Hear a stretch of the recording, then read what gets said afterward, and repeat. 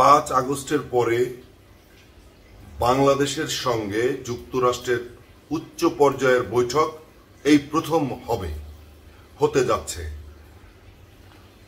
যুক্তরাজ্য ভিত্তিক পত্রিকা ফাইন্যান্সিয়াল টাইমস থেকে জানা গেছে যে আমাদের এখানে বহুল আলোচিত বাংলাদেশে যাদের নাম মার্কিন নাগরিক নাম এবং যুক্তরাষ্ট্রের একজন উচ্চ পর্যায়ের মানুষ যিনি ডোনাল্ড লু, তিনি দক্ষিণ এশিয়া নিয়ে কাজ করেন, তার নেতৃত্বে একটি দল বাংলাদেশে আসবে এবং তারা এসে এখানে যে আলোচনাগুলো করবেন তার মধ্যে প্রধান আলোচনা হচ্ছে অর্থনীতি নিয়ে। তারা বেসরকারি খাতে যারা আছেন, যে সমস্ত ব্যবসায়ীরা, তাদের সঙ্গে বসবেন এবং বাংলাদেশের গুরুত্বপূর্ণ কিছু মন্ত্রণালয়ের সঙ্গে তারা বসবেন। এমনকি আমাদের প্রধান উপদেষ্টা ডক্টর মোহাম্মদ ইউনূসের সঙ্গেও তিনি বসবেন। এই বসার মূল কারণ হচ্ছে বাংলাদেশকে যুক্তরাষ্ট্র একটি বাংলাদেশের অর্থনীতি খুব চাঙ্গা অবস্থায় দেখতে চান এবং সেই চাঙ্গা করতে গিয়ে যা যা করা দরকার সেই সমস্ত সহযোগিতা ওয়াশিংটন করবে, এরকমটাই আমরা জানতে পেরেছি। আরেকটি বিষয় আছে যে ডোনাল্ড লু শুধু বাংলাদেশেই আসছেন না, তিনি ভারতেও যাচ্ছেন। এখন যেহেতু একটা বিষয় আমরা ওভারলুক করে যেতে পারি না, আমরা একেবারে পাশ কাটিয়ে যেতে পারবো না, সেটি হচ্ছে যে বাংলাদেশের সাবেক প্রধানমন্ত্রী শেখ হাসিনা দিল্লিতে আছেন, দিল্লির আশ্রয়ে আছেন। ডোনাল্ড লু যাচ্ছেন দিল্লিতে, নিশ্চয়ই মোদি অথবা গুরুত্বপূর্ণ কোন মন্ত্রণালয়ের সঙ্গে মিটিং করবেন এবং বাংলাদেশেও তিনি মিটিং করবেন।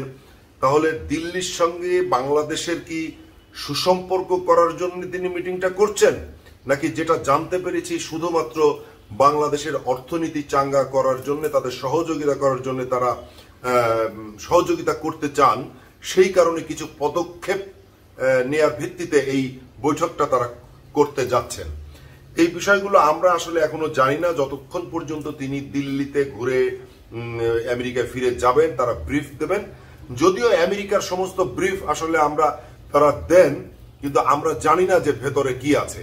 তবে যেহেতু একটা ভরসা আছে যে আমাদের ডক্টর মোহাম্মদ ইউনূস তিনি দেশের হাল ধরেছেন, নিশ্চয়ই তার নেতৃত্বে বাংলাদেশের স্বার্থ বিরোধী কোনো মিটিং নিশ্চয়ই হবে না, এটি আশা করি। এবং আশা করি না, এটা আমাদের বিশ্বাস যে অন্তত ডক্টর ইউনূসের হাত ধরে বাংলাদেশের স্বার্থ বিরোধী কোনো বৈঠক করবে এই সরকার, সেটা আমরা বিশ্বাস করি না। তবে আমেরিকা কতগুলি কথা, যেমন এর আগে প্রশ্ন উঠেছিল যে হাসিনা পতনের পেছনে আমেরিকার হাত আছে কিনা, আমেরিকা সেটা একেবারেই অস্বীকার করেছে।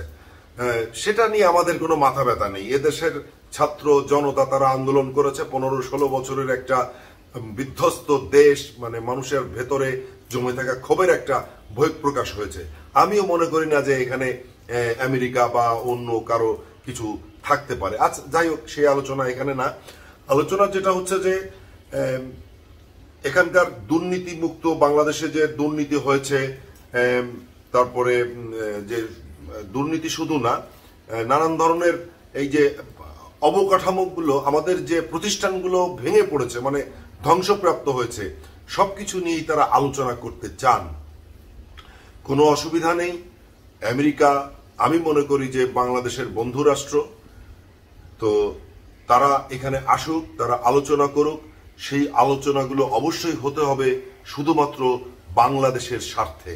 এবং আমি আবারও বলি যে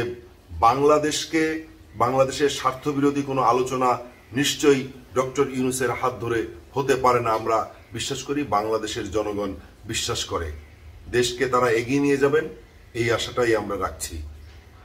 ভালো থাকবেন।